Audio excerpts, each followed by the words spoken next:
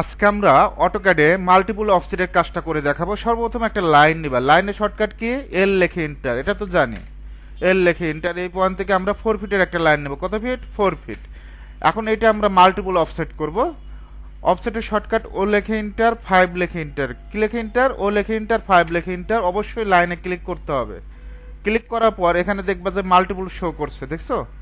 Exit multiple undo. ঠিক আছে, আমরা কোথায় ক্লিক করব? মাল্টিপলে ক্লিক করব। ক্লিক করার পর জাস্ট একটা করে ক্লিক করবা, একেবারে ইজি। বারবার ও লেখে ইন্টার, মেজারমেন্ট লেখে ইন্টার দিতে হবে না, জাস্ট ক্লিক করবা। ওকে, বিশেষ করে স্টেয়ার ক্ষেত্রে এই পদ্ধতিটা কাজে লাগাইতে পারো। এখন আমরা একটা রেক্ট্যাঙ্গেল বক্স নেব, আর ইসি লেখে ইন্টার। বক্সের সাইজ একদিকে 8 ইঞ্চি, কত ইঞ্চি? 8 ইঞ্চি, কমা আরেকদিকে 8 ইঞ্চি। ওকে, এখন আমরা এটার আমরা কিবোর্ড শর্টকাটে দেখাবো। ও লেখে ইন্টার, তারপর আমরা এখান থেকে কত দেব? 8 লেখে এন্টার। কি লেখে এন্টার? 8 লেখে এন্টার। অবশ্যই বক্সে ক্লিক করবা।